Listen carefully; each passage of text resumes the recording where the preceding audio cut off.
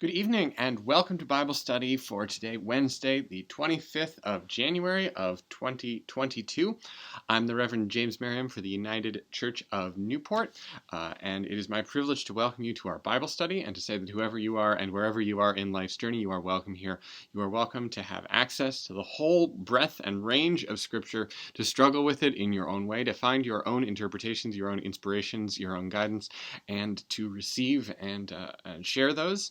And to receive and in good faith come and share with one another, to disagree, to agree, to do all that we do in all different fields in this perhaps most important of fields, that is our spiritual health and life, and to struggle really with what has come before, what so much has been written by those especially in difficult situations, those especially trying to make meaningful change, in their lives and in the lives of their communities, and doing all that they can in whatever ways they know how, and really trying to do even more than they know how to do.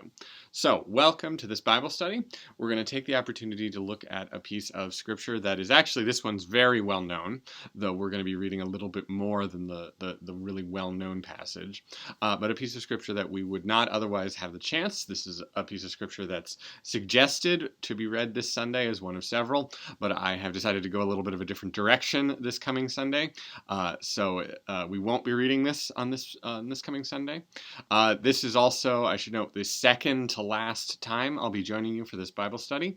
I am going to be moving on to another ministerial position. I'll be moving about an hour south to the Wells River Congregational Church, and I'm hopeful that there will be a new minister in my position quite soon, but I'm not sure that this particular ministry, this particular program, this particular opportunity to share is going to be a part of what their ministry really feels like it should be. I found this wonderfully helpful and useful to reach out and just be available when and wherever people need it to be, and to make Bible study something regular, something ordinary, something that you can throw yourself into, or something that you can sort of contemplate while you're doing other things, because we all think seriously about things in different ways. So, we're going to be reading from chapter 1 of the writings of the prophet Jeremiah. So here I am with my Robert Alter Old Testament, right in almost the exact center of the whole thing. This is the book of the prophets. It's differently broken out than Scripture in the Christian Bible normally is, in the Christian New Testament, or Christian Old Testament. The Book of the Prophets is the middle of the three books, and it is by far the largest. It is absolutely an enormous book, and I'm just past the halfway point. So we are almost at exactly the halfway point in the Old Testament by the Jewish organization, and we are in the midst of, or right at the beginning of, the longest book in the Hebrew Old Testament in the Hebrew Bible by word count in Hebrew. The long book of Jeremiah. The book of Isaiah has more chapters and is one of the longest by chapter counts. Of course, the Psalms has the greatest number of chapters of any book in Scripture. It is, however, because it's divided into poems, and some of those poems are as little as a single paragraph, actually quite a lot of them. We don't tend to read those really short ones that often. We tend to focus on a few old familiar psalms. And really the same is often true of verses in other books. The book of Jeremiah is certainly no exception. This passage is going to be one that people circle back to quite frequently, but what we're going to read is starting before what's suggested for this week, because it's talking about something else, and it has something to do with really reading the entirety of Jeremiah really at all. Chapter 1, beginning with verse 1.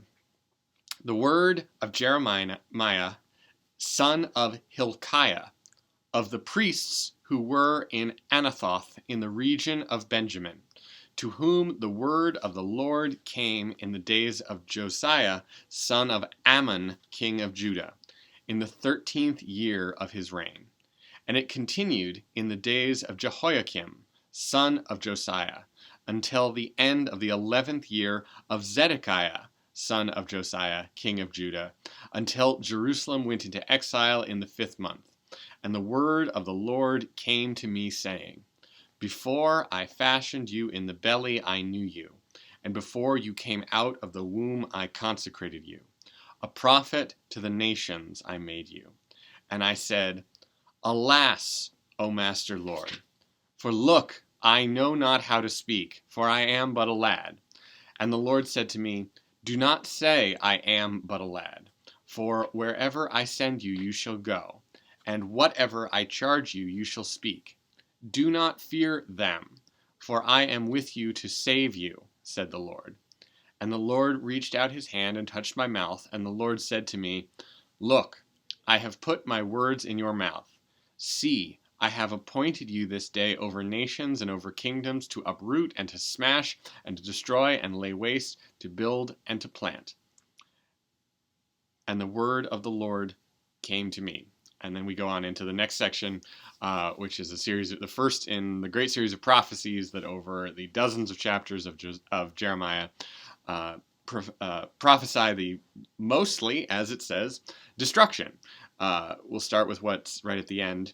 I have appointed you over nations and over kingdoms to uproot and to smash and to destroy and to lay waste, to build and to plant. So that really is basically an illustration of what the balance is going to be.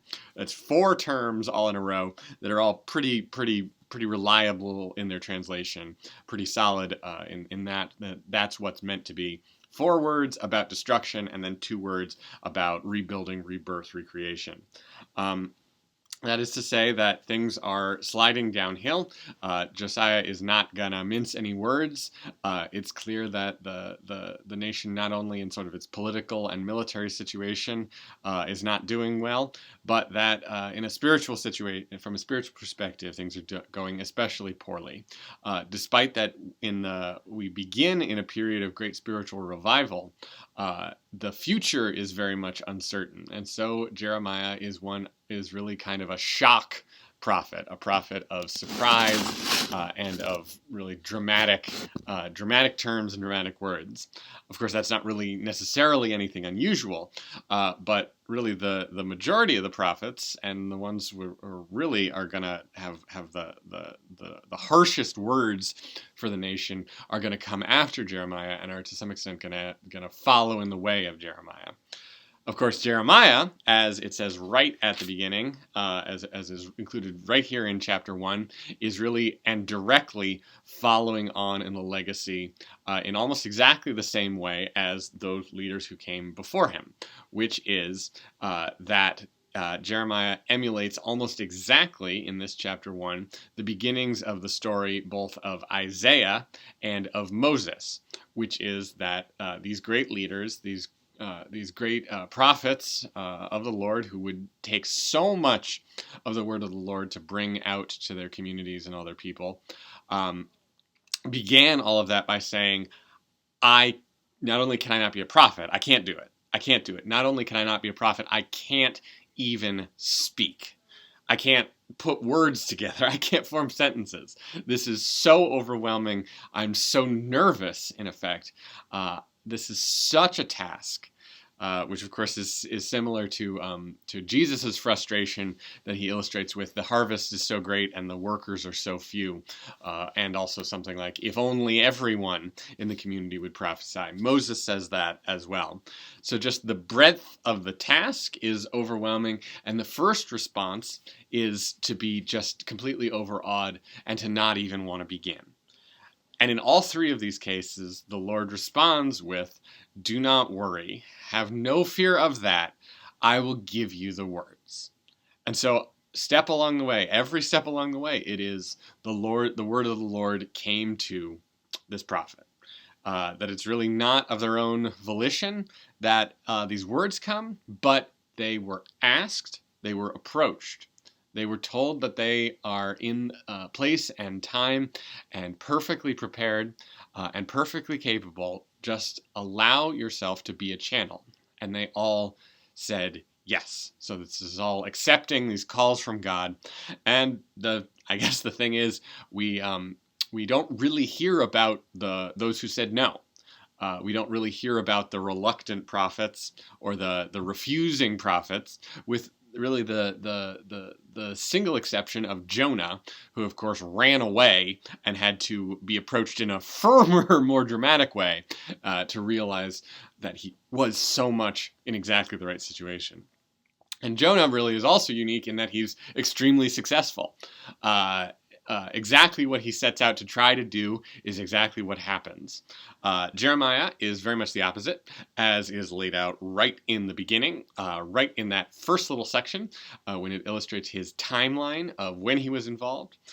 These years that are laid out can be very closely tracked with the end of the book of the Kings, of the Second Kings, about going into exile. The coming into exile period. And it means that Jeremiah, as it's laid out here, was prophesying for about 40 years. That would be, 626 until 586 is about the span. That's BC. 626 to 586, a 40-year span over the course of, it does mention 3 kings, 3 reigns of Josiah, and then who was considered an excellent king, and then of his 2 sons who were far weaker kings, Jehoiakim, who was considered a very bad king, and Zedekiah, who was kind of too little, too late, and was kind of on the weak side. So it was these 2 kings. You see first Jerusalem fall, and then the sort of final destruction and going into exile in 586. And Jeremiah would have witnessed that all. And then he would have gone off into his own exile. He fled to Egypt, as the end of the book of Jeremiah includes. And you get out of sort of what was included in this, and you get into passages that seem to be written after this. And everything that we wrote here is sort of an introduction, like an author's introduction, because clearly Jeremiah doesn't have any idea when he begins this that this is going to be a 40-plus year ministry. He, even from the very beginning, refers to himself as just a lad.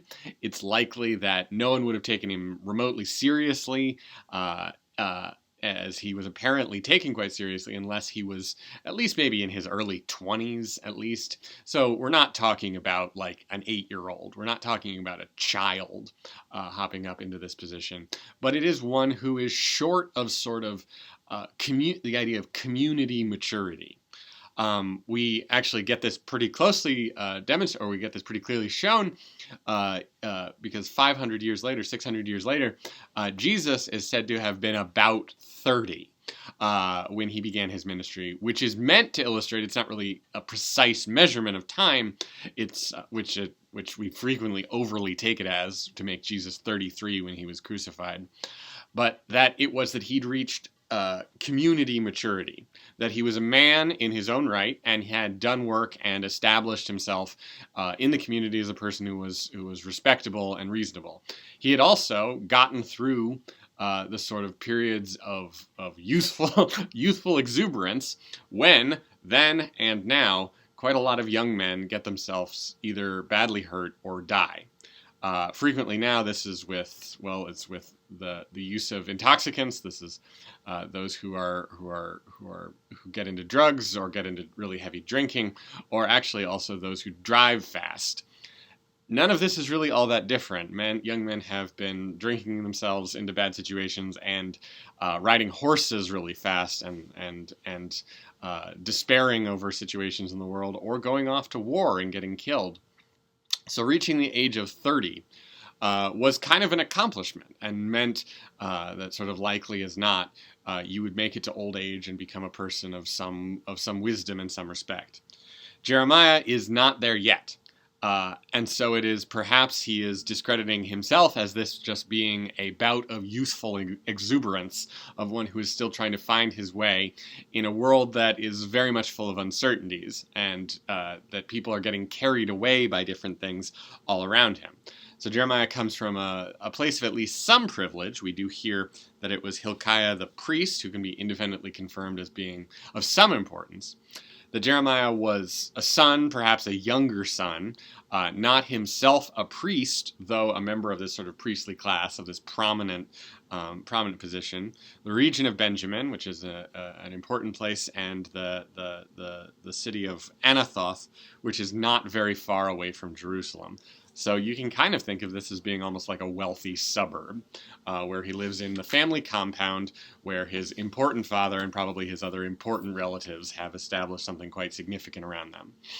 And so he is part of a grand tradition of those who were raised in wealth and privilege, having dramatic revelations of that there is more important things to do in life, but really not being sure that they were the right person to lead these movements in life. Before I fashioned you in the belly, I knew you, and before you came out of the womb, I consecrated you. A prophet to the nations I made you. To say that there is no time to waste, that there is no prophet development course or certification he needs to do. What he needs to do first is speak, that the Lord will provide the words, but that this message and this business is too urgent, and he needs to get right to it. For I am but a lad, and the Lord said to me, do not say I am but a lad, for wherever I send you, you shall go, and whatever I charge you, you shall speak. Do not fear them. So we're already into not only does the fact that he considers himself too young to be taken seriously in the wider community, but he sees that there is significant danger around. That though Josiah is considered a good king, there is still so much that is sick and corrupt and also heavily militarized and violent, both in the kingdom of Judah itself and in its warring neighbors. So to go forth with the armor of God and the weapon of the word sounds really dangerous to Jeremiah, and he's not excited about that prospect. So the first thing that God says is, do not fear them, for I am with you to save you, said the Lord. This is anticipating a question that he has not really asked yet, but that is one that he will face all the way through. We know later on Jeremiah will be imprisoned in the palace, sort of kept close to the king so that he can watch Jeremiah, and so that Jeremiah doesn't do anything too dramatic to sort of ruin the delicate diplomatic situation. This is many years in the future, in the run-up to the fall of Jerusalem and the exile, and Jeremiah was kept in the court of the guard. So he's kept just under close supervision of the very prominent soldiers, and as he's gotten close to the king, he's also stayed close to the generals and the commanders and the training people and the logistics people and just all those who are really important in the running of the army. So he's been physically close to them, and he's been threatened by them. So perhaps this is all anticipated, and this as sort of an introduction that would have been added later to sort of summarize the story that is yet to come, to say that everyone knows that Jeremiah will face great danger, both from enemies and from his own people. But God is with him, and God was with him from the very beginning, as we all know and we can all see. So, much like Moses asked for words that he said he couldn't handle it, and he asked for words to share with the community, and he asked for the power and was granted it. Much like Isaiah was in the same way approached, instead of sort of by the voice of the Lord, but instead by the sort of person of an angel, and the angel held a hot coal to Isaiah's mouth, and was which is really kind of the beginnings, or at least the beginnings of it being recorded, of the association of the flame with the power of the Spirit, and the Spirit to speak, to share, to give, to communicate, and to transmit the word of the Lord.